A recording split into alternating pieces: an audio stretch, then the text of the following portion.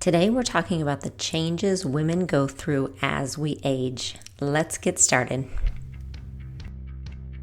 Hi, I'm Jessica Valant, a physical therapist and Pilates teacher, and I want to bring science-based knowledge, empathy, courage, support, love, and hopefully some fun to the journeys we have with our bodies. There is hope and strength in your body, and my goal is to help you find it. Welcome to Season 2 of Meet Your Body. I am so happy to be talking to you again. I'm happy to have my headphones on in front of this microphone, feeling like we can have a conversation. I've missed talking to you these past few weeks. We had a great last month of summer together, just kind of being together. I always try to take a big chunk of time away from work in the summer so I can just be with the kids. We don't do many camps or anything like that. We just kind of play together and do some trips. So we had a great few weeks together, and we are now for sure right smack dab in the midst of school starting and school activities and all that comes with that. We have a 5th grader and a kindergartner. So our youngest is in kindergarten finally, and our oldest is in 5th grade, and where we are, 5th grade is the end of elementary school. So this is the only year in their entire lives that they are actually at the same school, and my plan is to soak in every single second that we can do drop off and pick up at the same school, and that they can share that experience. So we're in a really sweet spot with that. Very busy spot and also very sweet spot. So I've been thinking about how I wanted to start Season 2, and of the many topics that we could talk about, what we wanted to really dive into here as we start Season 2. And the answer kind of came to me last week, actually, when I was meeting with one of my Zoom clients. And she's in her 70s, and we were talking about her recent diagnosis with a prolapse. And about halfway through our appointment, she just asked kind of point blank, why didn't I know about this? Like, if so many women get a prolapse in their life, why have I never heard about it? Why do we not talk about it? And right there was my answer to what we need to be talking about. Because if you all know my story, I am out there talking about prolapse and my own experience with prolapse and how I found my own prolapse and going through surgery for that and hysterectomy and endometriosis. And a big part of why I talk about it is that answer right there, that not very many people are talking about it. And if they are talking about it, it's not with a lot of hope or encouragement. It's, a lot of scary stories and a lot of things that can cause fear. And I just felt that that wasn't necessarily my experience. So I wanted to add a voice to the conversation that might offer a little bit different perspective around those issues. And as I've kind of made that a big part of what I do and what I talk about, and a big part of my platform and the people I talk to over the past 7 years or so, I've realized the discussion is a lot bigger than that.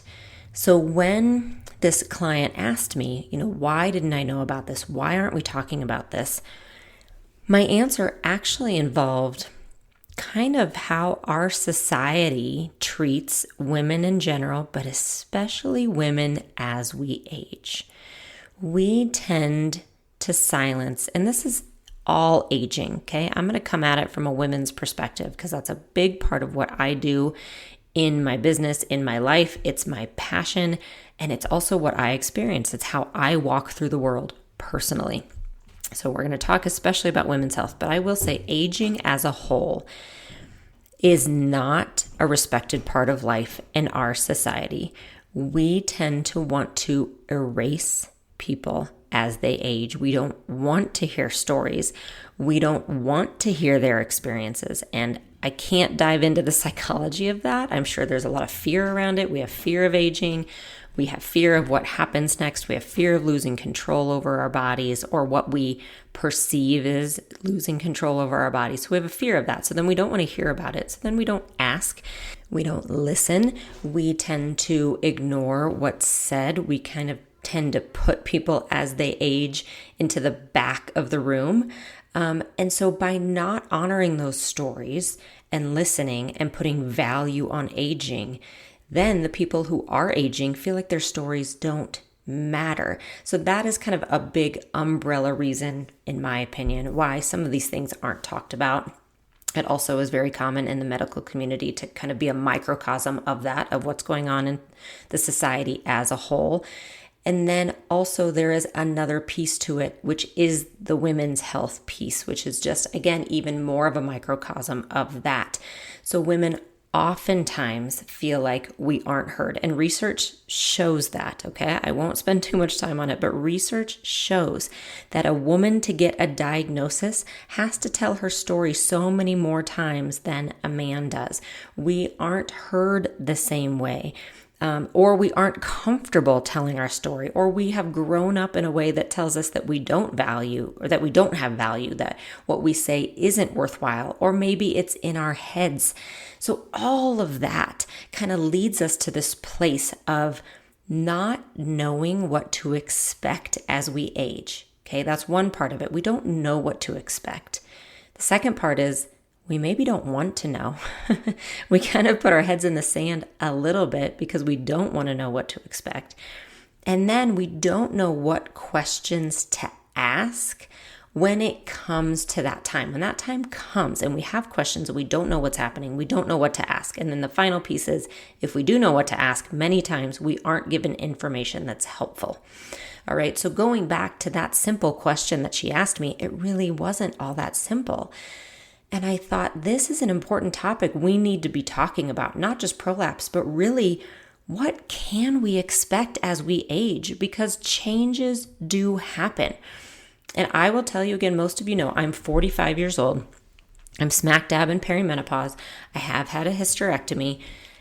And I would say over the past 5 years is when I have really started to experience this myself in my own body. And I've talked about this a little bit in the podcast before, but being a physical therapist and being in fitness and exercise, I can't tell you how many times I have had clients in the past walk in and say to me, getting old isn't for the faint of heart, or don't get old, it just hurts. I've heard things like that so many times. And I could never really relate. I could understand what they were saying, but I couldn't relate to it.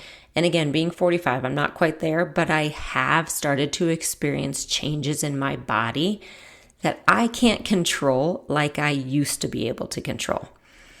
And I think that's where that comes from. So that idea, that thing that I've heard clients say so much, and I'm sure many of you thinking in your head that you've said it yourselves, no, aging is not for the faint of heart. But I'll tell you what, we are lucky to be able to do it. We are absolutely the lucky ones if we get to age. If we get to experience this life in an aging body, we are the lucky ones. And that is what I want to continue to focus on. And it's not always easy. It is a conscious decision to be grateful for having another day. And I'll tell you what, I have friends who have lost their battle who I think would give anything to have another day here. So I want to focus on that, and I think gratitude is a big part of it. And also, let's have our eyes open and be in this together so that we can understand what to expect as we age, so that we know what might be happening to our bodies, so we know it's not just in our heads, and so that we know what kind of questions to ask and what kind of power we can take back so that we have strategies ourselves. And I will tell you one more piece to this as I'm talking through it that has really helped me is, again, I was kind of going through some of this on my own because I hadn't put the pieces together yet that it was perimenopause and aging. I just thought it was a lot of different things happening at once. And then one day I was sitting around with some of my mom friends from school who were my age, all between about 42 and 50 years old. And we said something, and I don't even remember the exact topic. But somebody said something, and then somebody else said, oh my gosh, me too. And somebody else, yes, oh my gosh, I was experiencing that too. And I walked away that night with such peace of mind because, one, I realized I wasn't alone. And two, we were able to laugh about it. So we're going to talk about the importance of community later on in this episode. But I will say, just even if you feel like you don't have people in real life to be able to share this with, please know you aren't alone, okay? I am going to try to inject some humor in this today because I really think we need to, again, be grateful for it, but also sometimes we just have to laugh a little bit about it. So let's do this together. Let's get through this episode. Let's learn a little bit about ourselves. And what we're going to talk about is some things that you can expect as you age, especially as a woman. And then we'll also talk about just a few strategies that you can use going forward in life to help address these things. And then one more thing before we dive into the exact things you can expect as you age. This is going to feel like a big list. Like, I am going to list some science for you. I am going to list some things that aren't fun, that none of us want changing in our bodies, okay? None of us want these changes. I think most of us might go back and say, yeah, I'll take my body from when I'm 25. Thank you very much. I'll take that one. But that's not a choice that we have. So don't get overwhelmed by this list I'm going to give you. I'm not giving it to you to try to come crashing down or to be a downer by any means. Again, to me, knowledge is power. And so take this knowledge and use it as power in your life. And keeping in mind, what I continue to remember is while I might take my muscles from when I was 25, I might take the time it took to recover, which wasn't very much, my ability to sleep through the night, the fact that I wasn't peeing 2 times a night, I would take that. But you know what? I wouldn't take who I was at the age of 25. I would never go back and lose that self-awareness I have, the knowledge I have, the peace of mind that I have, the life and the kids, everything. So that's how I think of this body. Again, we're lucky to age, and the scars and the fatigue and even the really hard times just show me that I have been lucky to be here day after day after day. All right, so let's dive into some of the things that you can expect, some of the changes that you can expect as you age. The first thing that we're going to talk about are muscles. This is a really big thing, and again, it's my area as a physical therapist. We address muscles a lot. So we actually begin losing muscle mass and strength in our 30s and our 40s. And that's always important to remember. And actually, it shocks me. Every time I read about aging, so many changes start in our 30s. All right. So again, this isn't something that suddenly hits us in our 60s and 70s. These changes actually start in our 30s and 40s. And then that loss of muscle mass and strength picks up between the ages of 65 and 80. So what that means is your muscle fibers themselves actually shrink in numbers. So you lose muscle fibers and they get smaller. So that's 2 things that happen already. Then in addition to that, they are replaced more slowly. So when you're young, if you take a long time off of exercising, you're going to lose some muscle fibers, but then you can replace them more quickly when you start again. It doesn't happen that way as we age. They're replaced much more slowly. We also lose muscle tone, and we lose some ability to react to outside forces. So those are things called your Golgi tendon receptors. It's the things around your joints that help your body know. Like, let's say you have to throw a baseball really fast, or you have to catch something, or you step off a curb and you have to kind of adjust your balance.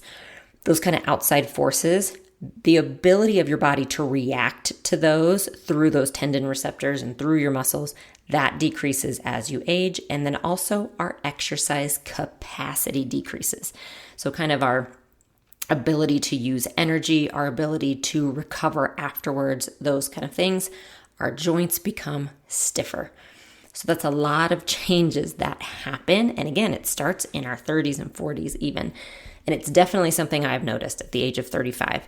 So from a practical perspective, I definitely cannot put on muscle as easily as I might have 10 or 15 years ago. I know that it takes more work on my part. I know I lose it faster as well. And my ability to recover has decreased too. Now, what's interesting about all of this is many of these things go together. So when I say my ability to recover has decreased, part of that is actually, yes, it's aging, but part of that is aging with menopause, because as your hormones change, that actually will affect your muscles and your ability to recover as well. So many of these things go hand in hand, okay? And so here's part of the good news of that. At least half of these changes are caused by disuse. meaning if you don't use it, you lose it. And that is not a saying I like. You guys know I don't like those sayings, but in this case, it is absolutely true. If you do not use your muscles, you will lose muscle mass more quickly. It is vital to keep moving. It is vital to lift weights. It is vital to work on your balance and your posture and your muscles and keep that muscle mass going. If you have to lose some time because of an injury or a surgery, no big deal. Don't let it get you down. You just get right back to it when you can. And you've heard me say this. I think of every day I'm healthy and I'm able to exercise, I'm depositing into my bank account. Okay? I am not doing it anymore. Again, maybe when I was 25, but I'm not doing it anymore to look awesome in my jeans or my swimming suit. I am doing it to keep this muscle mass because I do not want to lose it. I want it to stay as long as I can. So those are changes that happen in your muscles. Let's move on to our bones. So bone loss begins at the age of 35. Again, probably earlier than you suspect, around the age of 35. And then it increases in early and post menopause. And we can lose 0.5 to 1.5% of our bone density per year. And in some cases, it is a little bit higher. So again, something you can expect is that bone density to start to go down. Our bones actually shrink a little bit. So keep that in mind along with our muscles and the importance of exercise. Exercise and movement is hugely important to keep our bones strong as well. Another change that happens is menopause. Okay, if you are a woman, if you have reproductive organs, you will go through menopause. And I have an entire podcast episode on perimenopause. So if you want the details, please go listen to that. But keep in mind, that is probably one that is talked about. Still not enough, but that is one you probably know is coming or you know you have been through it. So menopause affects us in many different ways. One of the major ways, probably the number one major way menopause affects us is it obviously changes our hormones, okay? Changes your hormone levels and your estrogen levels plummet. Now, estrogen actually has a lot to do with the elasticity of your tissues, which means it's really important when it comes to your muscle tone. So I hate using this word, okay? I'm just using it because it is a descriptor in this case. But when people talk about kind of the skin sagging a little bit or muscles sagging more, just meaning that it's harder to get that muscle tone. We talked about that with muscles. It's harder to get muscle tone as we age. Some of that is the estrogen actually. Our estrogen drops, so we lose elasticity. That actually has a really huge effect on your pelvic floor as well. So if you're wondering, one reason women get prolapse more when they're aging, it's because of that loss of estrogen. That's a piece of it. So our hormones change with menopause. Our reproductive system changes itself, obviously, right? We're going to change. Our cycle changes. And then also heart disease can rise after menopause. So just something to keep in mind. Again, this is knowledge. Knowledge is power. Keeping in mind after menopause, your risk of heart disease can increase. And we just touched on prolapse, but I want to bring it back to that for a moment because statistics show up to half of all women could experience a prolapse in their life, and it is more common as we age. So I have many resources for prolapse. I'll put some links down below in the show notes, but as you know, it's a big part of my own story. I never want anyone to feel embarrassed about prolapse, but it is something that can happen, and it is very, very common, okay? It is extremely common, and it is not a prison sentence when it comes to movement. I guarantee and I promise you that. So if a prolapse is something that you are dealing with or you suspect you might be dealing with, check out some of my resources below and definitely talk to a urogynecologist. The next area that's affected as you age is sexuality. All right, this is again one that isn't talked about a lot, but I think it's very, very commonly known that our sexuality changes. You can experience decreased sex drive. Vaginal dryness is extremely common. Again, that's due to that estrogen drop and the hormone changes. You can have pelvic floor pain. So again, these can go hand in hand. So if you are suddenly experiencing a prolapse, That can lead directly to maybe some sexual dysfunction because you're not comfortable or confident in your sexuality due to the prolapse or due to the change of muscle tone or due to some of those things. So again, they all go hand in hand. But please know that's not something you have to just deal with. Yes, we have to have expectations. I think it helps. It helps to understand that both you and your partner at some point may go through some changes in your sexuality, but know that it can be related to other things. Know that there can be some ways to work through that. Another area that can go through changes is your digestive system. So you might be experiencing that yourself. You can actually have increased constipation as you age. And believe it or not, constipation is one of the things that can bring out a prolapse. So when someone has a prolapse, one of our major goals is to make sure that they aren't dealing with constipation, which can make a prolapse worse. Your balance also starts to decrease as you age, and that too comes from many other factors that come in. Our decreased muscle mass and muscle tone, possibly being more sedentary, decreased in your bone structure, or decrease in bone density can have to do with your balance. Your vestibular system can change, those kind of things. So balance is a big thing that I work on so much with my clients and with all of us when it comes to aging, is maintaining that balance, because as we know, one of the main things that can happen later in life, and again, as a physical therapist, I see this all the time, and this is what happened to my mother-in-law. She had a fall. She was experiencing dementia and early Alzheimer's. She had a fall and broke her wrist, and she never came back home. She was in assisted living and then memory care for the rest of her life. She wasn't able to come back home. And that is very common for people once they're in that elderly state, possibly a fragile state with their body, not a lot of muscle mass, things going on. A fall can be life changing. So maintaining balance is really, really important. Postural changes also happen as we age, and that too comes back to that bone density piece and some of the muscle piece.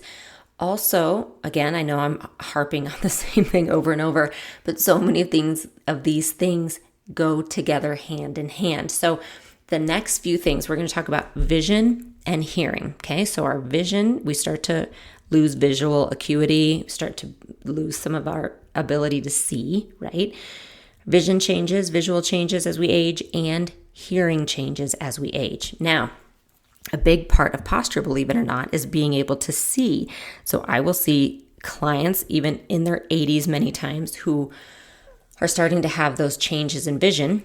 So they aren't as comfortable walking, right? You'll have fear. If you can't see as well where you're walking, it starts to become harder to walk. So then they get into a hunched posture so that they can try to see the floor actually a little easier. So suddenly they have postural changes because they actually had visual changes. Then suddenly they can't walk as well because they're hunched over, and then it goes to balance and they fall. And a lot of that goes back to vision. Okay, so again, really important that we're piecing all of this together and we're getting help where we need it. So visual changes and then hearing changes, those are common. Keeping in mind, believe it or not, hearing changes, that's a big thing that can lead to dementia. And it's because what they find is when people have hearing loss and they aren't getting help for it, because believe it or not, hearing loss is something people become very ashamed about. They don't get help for it. So they don't want to wear the hearing aid. They don't want anyone to see the hearing aid. They start to become removed from conversations and removed from society because they can't hear. And that is a big thing that leads to dementia, is isolation. All right. So right now, our lesson, what I want you to start to just be thinking about is, all right, maybe I should get my vision checked. Maybe I should get my hearing checked. Like, think about things that you can simply do yearly to stay on top of some of these things. So I'm the one that's always going to talk to you about exercise and movement and believing in yourself and those things. But also there's lots of other steps that are actually really important to be able to do all of those other things. For you to be able to stay strong and independent and get on and off the floor and walk with good posture, you actually need to be able to see. So have your vision checked. Check it out. Believe it or not, mine on the dot, okay? I've always worn contacts my whole life, but I've had the same prescription for years and years. I turned 45 and the next day my prescription changed, like in a split second. And it has been changing like every day for the past 2 years, I feel like. So it just keeps changing. So that's common. So don't just give up on it. Don't just accept it. See the eye doctor. Make sure that you stay up on some of these changes.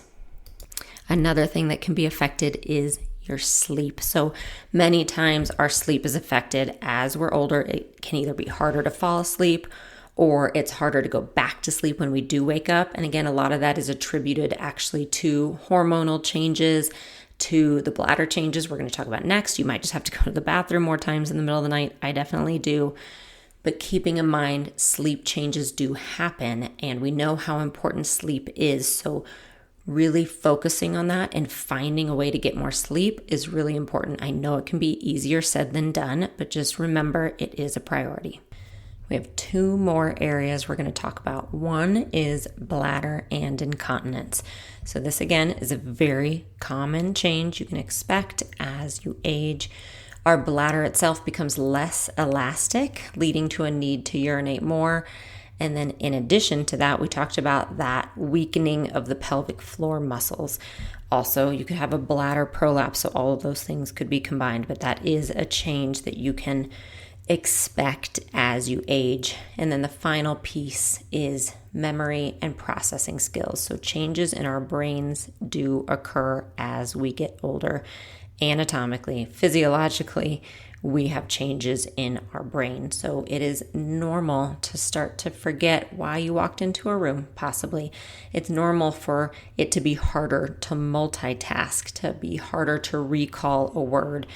And there are things you want to watch for, obviously, when it comes to dementia, when it comes to Alzheimer's, things like that. But just know it is common to start to have some of those changes and some of those memory issues and processing skills just may change a little bit as you age.